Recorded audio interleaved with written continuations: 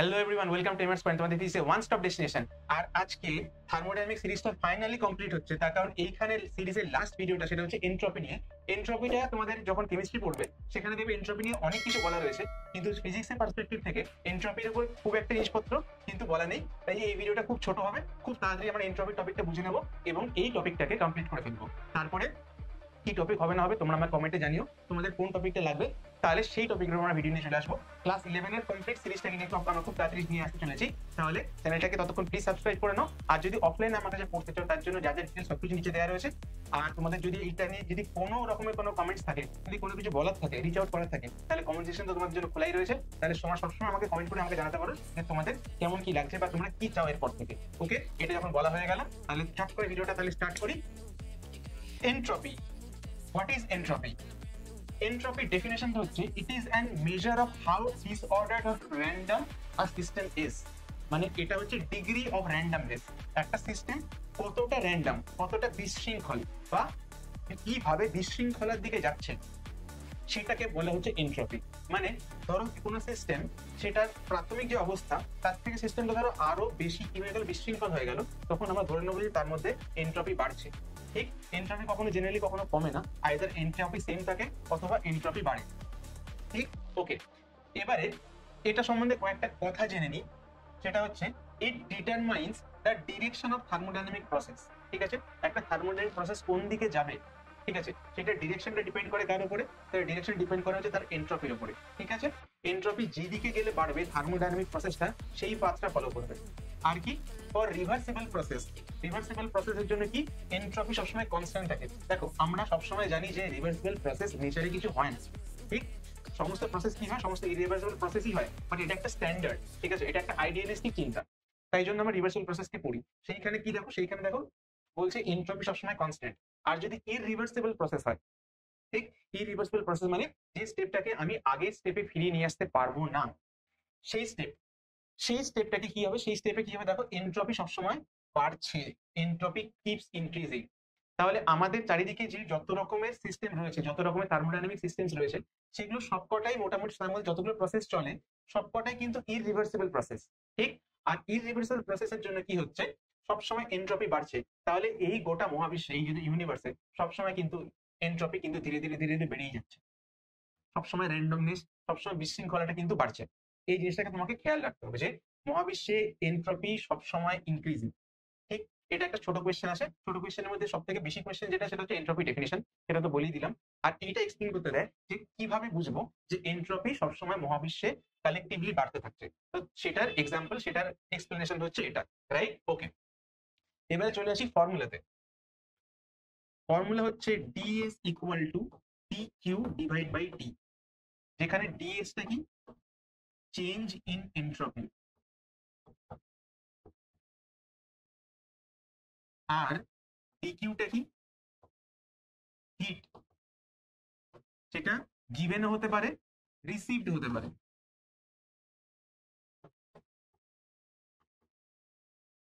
Given হতে পারে, received হতে পারে। যদি হিট যদি গেইন করি তাহলে ডিকিউটা কি হবে, পজিটিভ। আর যদি লুজ করি তাহলে ডিকিউ কি হবে, নেগেটিভ।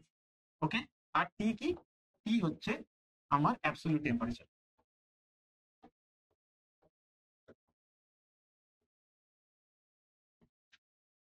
কি হচ্ছে অ্যাবসলিউট টেম্পারেচার। তাহলে ফাইনাল ফর্মটা কি, ফাইনালটা ফর্মটা হচ্ছে DS equal to DQ by T, right? মোটামুটি তোমাদের যা কোয়েশ্চেন আসার এইটুকুর মধ্যেই আসবে, বাট স্টিল যদি একটু এক্সপেরিমেন্টাল কোয়েশ্চেন দিয়ে দেয়, যদি একটু ভালো কোয়ালিটি কোয়েশ্চেন দেয়, তাহলে কি, তাহলে কয়েকটা জিনিস এক্সট্রা দিয়ে দেবে। সেটা কি, চলো এক্ষুনি দেখে নেবো। Entropy in reversible process. ঠিক, রিভার্সিবল প্রসেসের এনট্রপি, এটা কি নেব? ধরো কার্নট হিট ইঞ্জিন, এটা একটা সাইক্লিক প্রসেস এবং একটা রিভার্সিবল প্রসেস।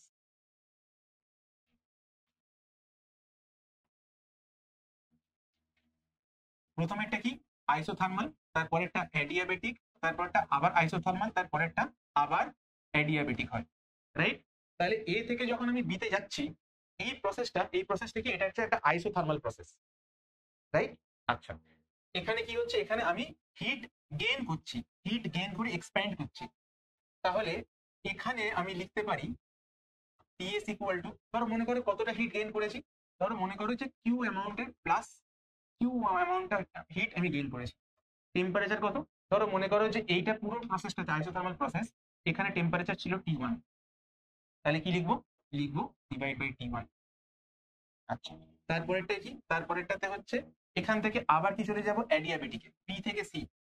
বি থেকে সি তে যখন আমি যাচ্ছি, এটা কার জন্য করলাম, এটা করলাম এ থেকে বি এ যাওয়ার সময়।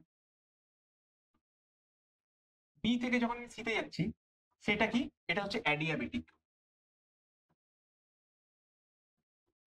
অ্যাডিয়াবেটিকে কি হয়, অ্যাডিয়াবেটিকে তুমি দেখো ভালো করে যে হিট কতটা আমি পেয়েছি বা হিট কতটা আমি রিলিজ করেছি। যেহেতু অ্যাডিয়াবেটিক প্রসেস, এখানে কোনো হিট আসেও না, হিট কিছু দিতেও হয় না, তাহলে অবভিয়াসলি কিউ কত হবে, কিউ হবে 0। তাহলে এটার জন্য তোমার এনট্রপি কোনো চেঞ্জ হবে না। তাহলে অ্যাডিয়াবেটিকের জন্য কিন্তু কোনো চেঞ্জ হয় না, তাহলে কার জন্য চেঞ্জ হয়, আইসোথার্মালের জন্য, রাইট। তাহলে বি থেকে সি এর জন্য ডিএস কত, ডিএস হচ্ছে 0। এবারে চলে যাব আবার কোথায়, সি থেকে ডি এর মধ্যে। সি প্রসেস থেকে যখন আমি ডি প্রসেসে যাচ্ছি, এখানে ডিএস কত, এখানে ডিএস হচ্ছে -Q2/T2 ধরলাম। মনে করো অ্যাডিয়াবেটিক এক্সপেনশন হতে টেম্পারেচার T1 থেকে এইখানে চলে গেছে T2 তে, আবার সি থেকে ডিতে আসে টেম্পারেচার সেমই আছে, তার মানে এটা পুরোটা আইসোথার্মাল, রাইট। কিন্তু আর এখানে কি হয়েছে, আমি কম্প্রেসড হচ্ছি, যেহেতু কম্প্রেশন হচ্ছে, তাহলে এখানে হিট ওর থেকে এক্সট্রাক্ট করে নেওয়া হয়েছে। তোমার কার্নোট যে ভিডিওটা অলরেডি আগে দেখে থাকবে, যদি না দিয়ে যদি দেখে থাকো তাহলে এক্ষুনি গিয়ে আগের ভিডিওটা প্লেলিস্ট থেকে দেখে নিতে পারো। সেখানে কি দেখবে, সেখানে দেখবে কার্নোট হিট ইঞ্জিনের এই থার্ড স্টেপটাতে কি হচ্ছে, ওখান থেকে হিট এক্সট্রাক্ট করে নেওয়া হয়। যেহেতু হিটটা এক্সট্রাক্ট করছি আমি, তাহলে এখানে কি হবে, এখানে একটা মাইনাস সাইনটা চলে আসবে। তারপর আবার চলে যাব টি থেকে এ, সাইক্লিক প্রসেস। এটা কি, এটাও আবার অ্যাডিয়াবেটিক। অ্যাডিয়াবেটিকে কি হয়, অ্যাডিয়াবেটিকে যেহেতু কোনো হিট চেঞ্জ হয় না, তাই জন্য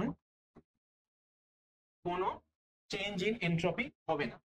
তাহলে যদি আমি ঘুরে ফিরে দেখি, যদি আমি জানতে চাই যে total change in entropy delta S, মানে S1 থেকে S2 টিএস, এটা কি, এটা হচ্ছে লাইন ইন্টিগ্রেশন অফ এই দুটো প্রসেস। সেটা কত, সেটা হচ্ছে Q1/T1 মাইনাস Q2/T2, রাইট।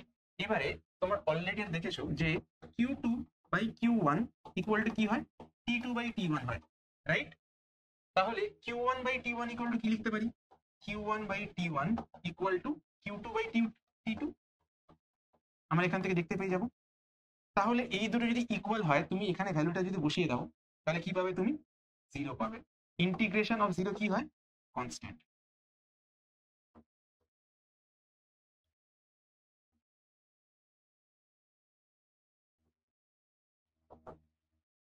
তাহলে এখানে ডেল্টা এস কত হবে তোমার, ডেল্টা এস হচ্ছে 0। যদি আমি আগের স্লাইডে চলে যাই, দেখো এখানে বলেছিলাম যে রিভার্সিবল প্রসেসের জন্য এনট্রপি কি, এনট্রপি সবসময় কনস্ট্যান্ট থাকে। এখানেও দেখো, এটা যেহেতু রিভার্সিবল প্রসেস, রিভার্সিবল প্রসেস জন্য কি হবে, সবসময় চেঞ্জটা 0। চেঞ্জ 0 মানে কেন, তার কারণ হচ্ছে এনট্রপিটা কনস্ট্যান্ট। এখান থেকে আমরা এটাও বলতে পারি, যেহেতু ইন্টিগ্রেশন আমি করেছিলাম, এখান থেকে এটা কি হয়ে যাবে, এখান থেকে এটা হয়ে যাবে S2 - S1। S2 - S1 টা 0, কনস্ট্যান্ট, রাইট। ওকে, তাহলে এর কোনো এনট্রপি চেঞ্জ হচ্ছে না, ফাইন। এরপরে কি করব, এরপরে আমরা ইররিভার্সিবল প্রসেসের দিকে যাব। ইররিভার্সিবল প্রসেস মানে যে প্রসেসগুলো যেগুলো ন্যাচারালি অকার করে, স্বতঃস্ফূর্তভাবে স্পন্টেনিয়াসলি যেগুলো হয় আমাদের নেচারের মধ্যে, সেই প্রসেসগুলোকে কি বলবো, সেই প্রসেসগুলোকে বলবো হচ্ছে ইররিভার্সিবল প্রসেস। ইররিভার্সিবল প্রসেসের একটা এক্সাম্পল কি, এক্সাম্পলটা হচ্ছে কোনো গ্যাসের ন্যাচারাল এক্সপ্যানশন।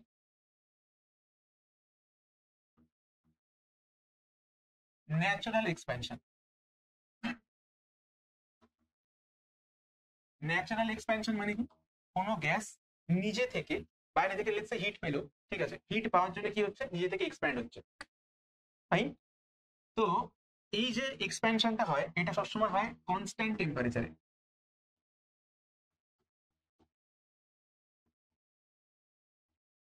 তার মানে আমি হিট পেলাম,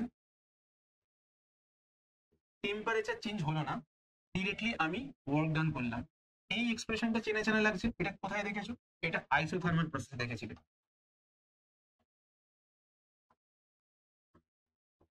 আইসোথার্মাল প্রসেসে কি হয়, যে টেম্পারেচার সবসময় কি থাকে, কনস্ট্যান্ট থাকে। তাহলে চেঞ্জ ইন ইন্টারনাল এনার্জি কত হবে, 0, কারণ আমরা জানি internal energy is a function of temperature, তাই না?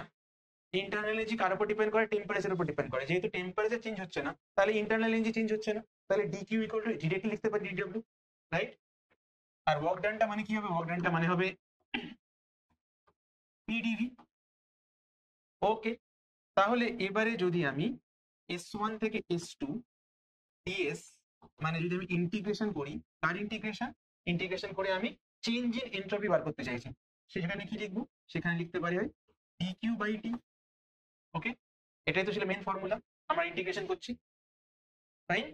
ওকে, আচ্ছা, এবারে dq ইকুয়াল টু দেখো pdv পাচ্ছি আমি, তাহলে integration pdv divided by t, এটা চলে আসছে। এখানে একটা জিনিস দেখো, এখানে p বা t কেউই কিন্তু v এর ফাংশন নয়, তাহলে আমাকে কিছু একটা চেঞ্জ করতে হবে। আমরা এখানে লিখতে পারি for 1 mole gas pv equal to rt, তাহলে p ইকুয়াল টু কি লিখবো, rt ডিভাইড বাই v, ব্যাস এখানে বসিয়ে দেবো, তাহলে কি হয়ে যাবে, rt divide by v dv, rt টা বেরিয়ে আসবে।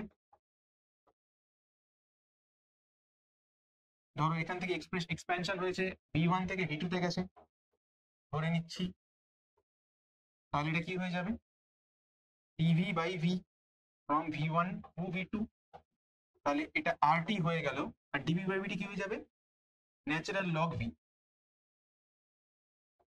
লিমিট কি v1 থেকে v2, তাহলে ফাইনালি কি পাবো, rt ln v2 মাইনাস, আচ্ছা এটাকে কমন নিয়ে নিলে ln v1, ফাইনাল এক্সপ্রেশনটা কি পাবো, rt ln, তোমরা জানো যে লগে লগে যদি মাইনাস থাকে ওটা ডিভিশন হয়ে যায়, তাহলে কি হয়ে যাবে, v2 ডিভাইড বাই v1।